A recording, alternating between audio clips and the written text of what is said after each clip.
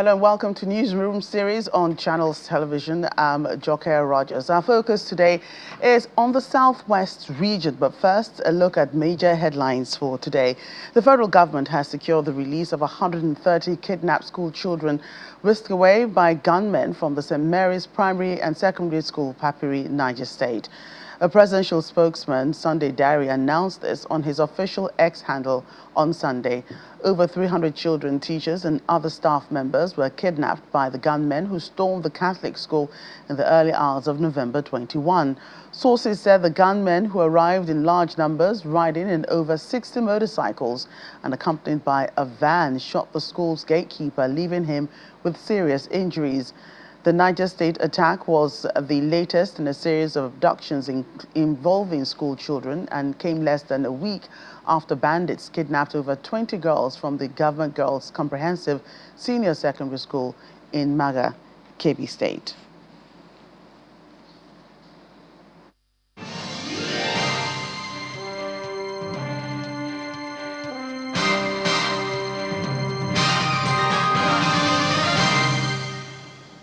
We begin Newsroom series from Oyo State. The survival of democracy is largely dependent on an effective coordination of all the moving parts to enthrone good governance. Stakeholders must work tirelessly to eliminate all threats to democratic principles, to reduce insecurity, corruption, and all acts inimical to progress. This formed the submission of stakeholders and advocates of good governance at a forum in Ibadan, the Oyo State capital, where they called for sustained collective action to strengthen and transform Nigeria's democratic system, emphasizing the need for accountability, institutional reforms, and deeper adherence to good governance in the democratic process. Our Oyo correspondent, Bukola Oriowo, reports. Human rights activists, pro-democracy groups, journalists, and other stakeholders gather in Ibadan, the Oyo State capital, to discuss the future of democracy in Nigeria. They are aware of the fault lines, but more concerned that they are getting wider by the day. So we thought we can bring together people working in civil society organizations, think tank leaders from across the continent, to come together and think about practical solutions to fixing democracy on the continent. So what we did eventually was we look at the think tanks in each country, the best think tank, and identify someone in those organizations to contribute a chapter to this book. So this book, in effect, is an agenda from think tank people, some civil society organizations, giving their own take on how to fix democracy on the continent. Over the past 5 years, democracy across Africa has experienced an unhealthy mix of growth and setbacks, characterized by electoral violence, corruption, constitutional manipulations, and a host of military takeovers in parts of West and Central Africa. As we've seen around the continent, democracy is being challenged. We just had an attempted coup in Benin Republic. Nigeria is surrounded by 3 or 4 countries that have military rule. So it's a book looking at the future of democracy on the continent. What do we need to pay attention to? What do we need to think about? Yeah.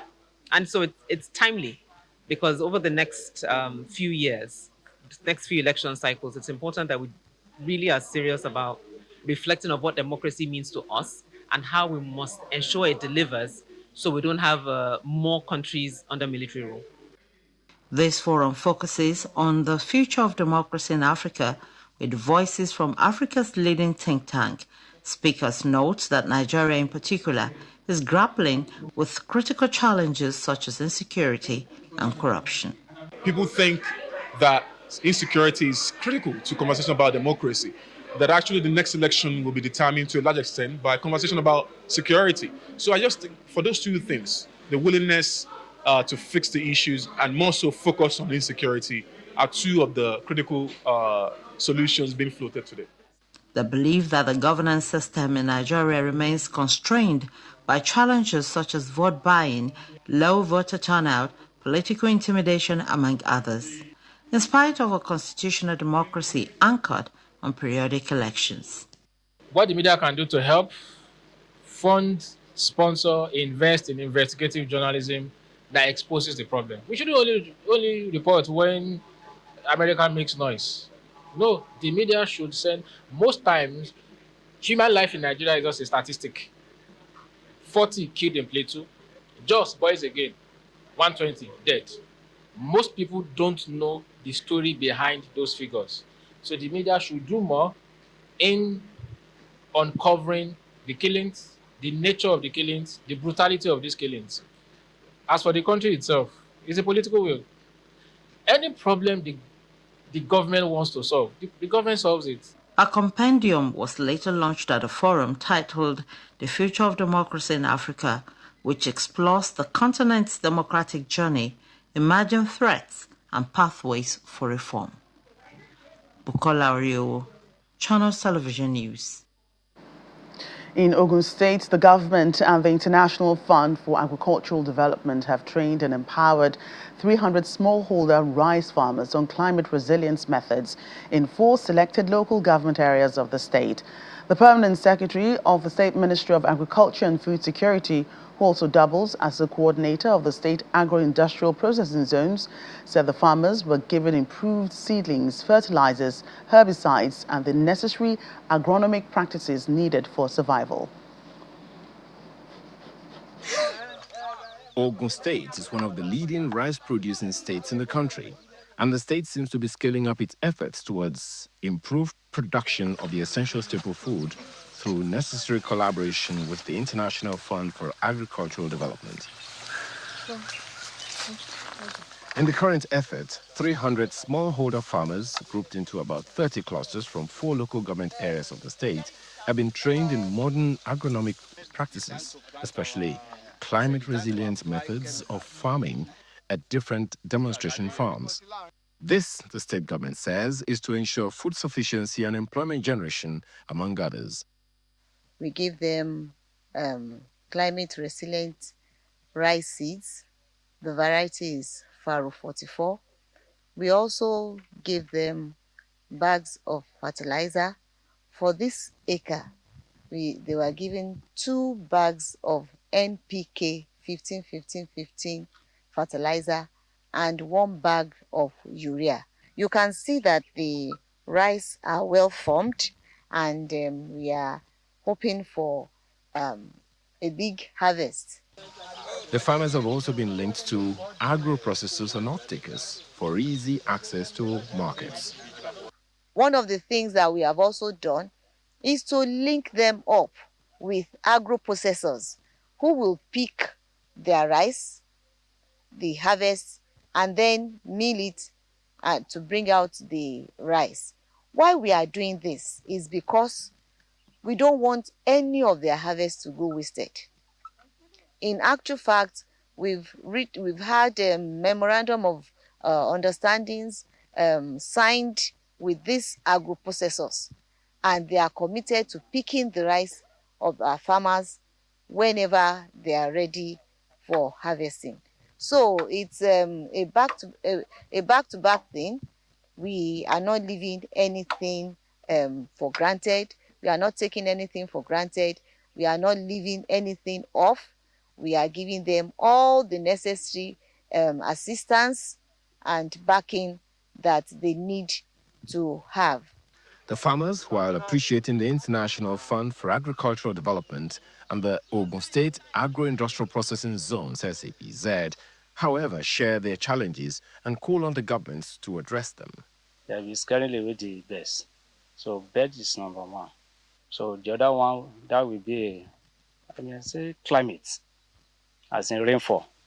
But then, that is why we normally plant our rice at waterlogged area. So I think that one is erased.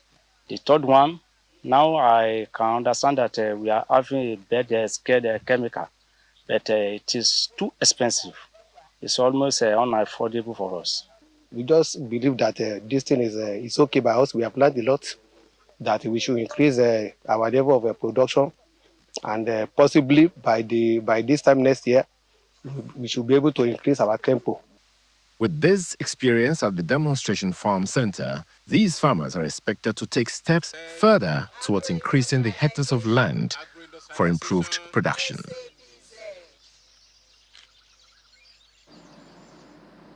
staying with the agriculture sector, this time our focus is in Ekiti State, where Governor Abiodun Oyebanji has reaffirmed his administration's commitment to youth-driven agriculture, promising continued support through land access, modern inputs, extension services, mechanization, market linkages, and private sector partnerships. The announcement came during the presentation of R1 billion in profits earned by young farmers under the Bring Back the Youth in Agriculture program for the 2025 harvest season. The initiative, a collaboration between the Ekiti State Ministry of Agriculture and YSJ Farms, seeks to empower young people by making farming a profitable and sustainable venture.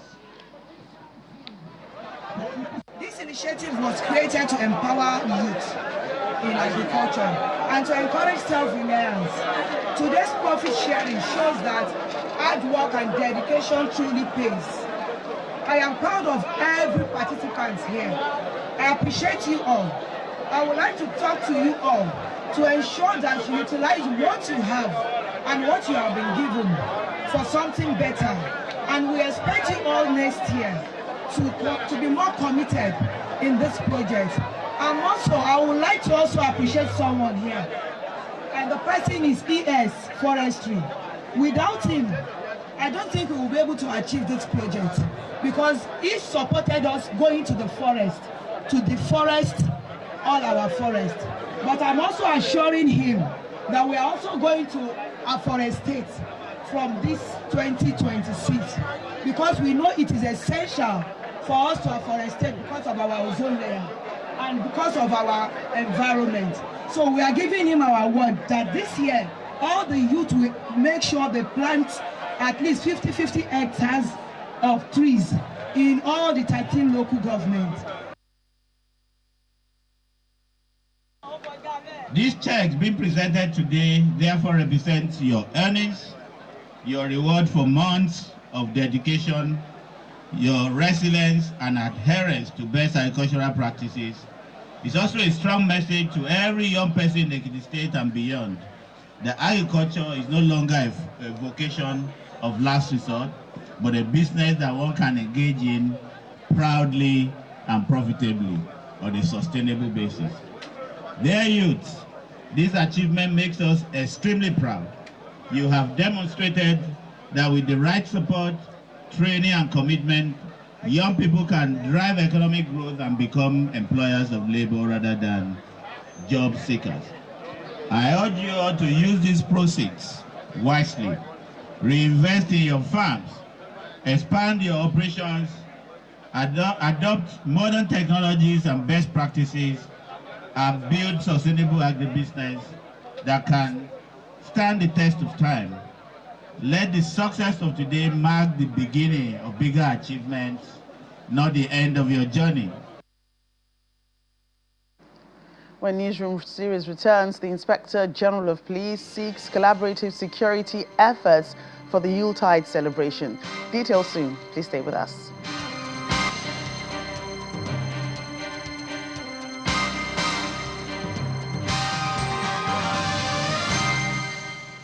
Welcome back. We're in Lagos State now, where the government has taken a major leap in emergency healthcare delivery with the official launch of the Lashma Aid Emergency Services Program, a state-led intervention designed to ensure that no resident is denied life-saving care due to cost, delay, or confusion.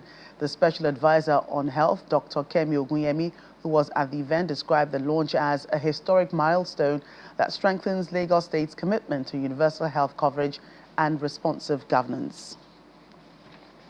Medical practitioners in Lagos converge on GRA Ikeja for the official launch of the Ilera Eko Emergency Services.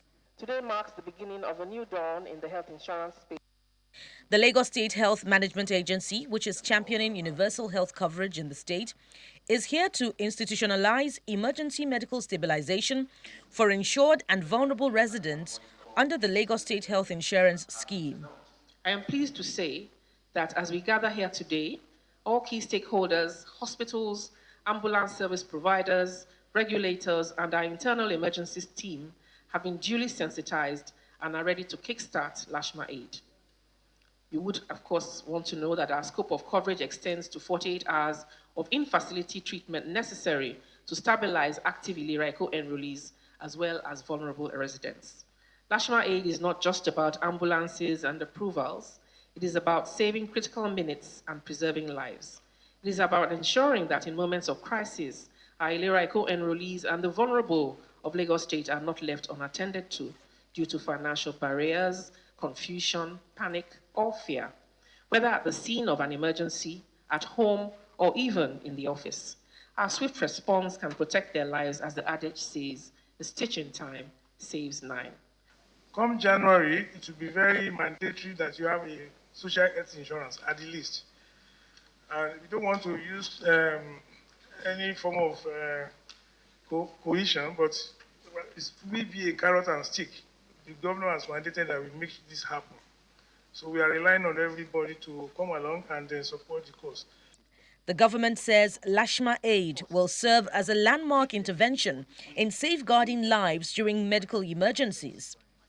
With the introduction of Lashma Aid, every public servant, irrespective of cadre, duty, post, or location, together with their families and our pensioners, now have the assurance that in moments of emergency, help will come promptly, professionally, and without the burden on financial hardship. We no longer need to panic or run from pillar to post in search of funds during medical emergencies.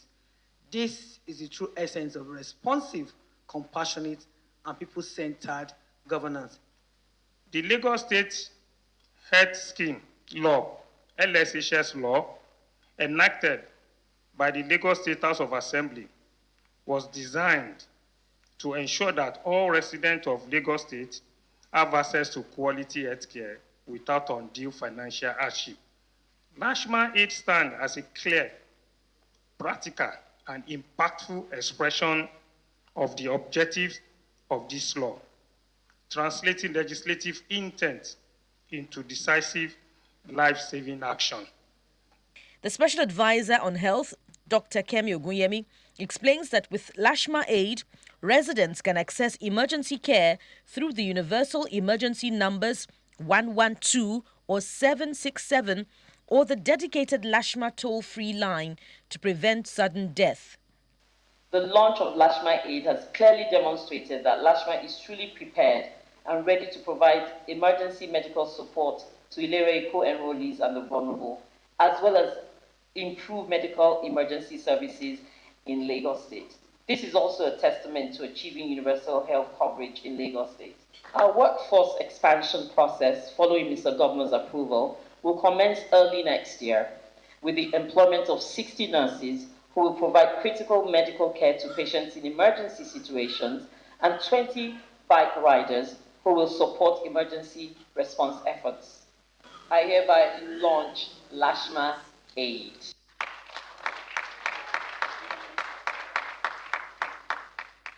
The launch of Lashma Aid marks another strategic step by the Lagos State government towards strengthening financial risk protection, improving access to emergency healthcare services, and advancing universal health coverage for all Lagosians.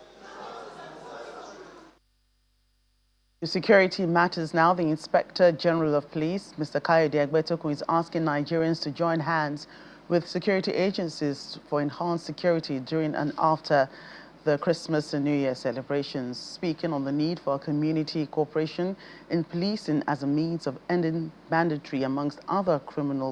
Mr. Egbetokun asked all to shun fake news. The police boss says it's in high hope for better security come 2026.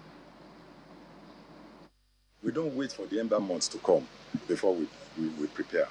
We have been preparing for this period long before now. Our commands have been instructed to put in place adequate security measures to guarantee that the Christmas, the festive period, will be celebrated by all Nigerians hitch-free. Security is not something that is provided in silos. We must be in synergy with other security agencies and with all the communities in Nigeria. For us to secure this country, we must all come together. We must all believe in ourselves. And we must shun fake news. Enough of falsehood. When people spread falsehood against security institutions that are providing security, they are weakening the resolve of the nation. So let us all be committed to saying the truth about security agencies who are taking risk and providing security for the country. More security matters. As part of efforts to strengthen security and combat criminality, the Ondo State Security Network Agency, Amotekun Corps, has commenced the process of recruiting a new set of officers and men into its fold. In an interview with newsmen during the exercise in Akure, the state capital, the commander of Ondo Amotekun Corps, Adetunji Adileye, said the agency aims to recruit about 500 more men. The security boss notes that the recruitment exercise involved a series of medical and physical tests before proceeding to the training camps. Early in the morning, we've conducted medical tests. It's now physical fitness tests that we are conducting now. So after the physical fitness test, we'll go to stage 3. And at the end of the day, we want to be able to come up with 500 rugged, able-bodied men and women that will be ready to work as batch BRO5 of Amotekun Corps in Ondo State. We are still going to now go to a training camp where they will be trained on all the aspects of security as enshrined in the law setting up the Ondo State Security Network Agency. I tell you, Amotekun job is not anyhow job. You must be dedicated, you must be gallant, you must be ready to serve your people. That's what it is. And we thank Ondo State government for creating such an avenue by the grace of God and enablement of His Excellency, Governor Lucky Orimisun Ayedatiwa, who are directed that we increase our workforce. That's why you see this exercise going on now. Well, over 6,000 residents and members of various groups in Ifelodun, Borikwe, and Odoetin federal constituency of Osun State have benefited from a food support initiative facilitated by a member of the All Progressives Congress. The initiative is aimed at cushioning the effects of economic hardship during the festive season. Addressing beneficiaries during the distribution, the donor of the goods said several empowerment initiatives have been carried out in the past, noting that this edition is designed to appreciate the beneficiaries and seek their collective support towards securing victory for the 2026 governorship election in the state. This is end of the year and we are approaching the new year. This is not the first time I'm doing this. I'm trying to appreciate my people, my party people in Igbo Federal constituency and the people of Igbo Federal constituency to donate for like 6,000 people household in Igbo Federal constituency to appreciate them and to tell them this is a new year and Merry Christmas. We've never seen this type of empowerment for over a decade or two. So we've never seen this kind of empowerment. The guy has been wonderful. He's been doing so many things that is beyond our imaginations in our federal constituency. And we pray that Almighty God will continue to give him strength to do more. Well, that's it on Newsroom series. Thank you so much for watching. I'm Joker Rogers.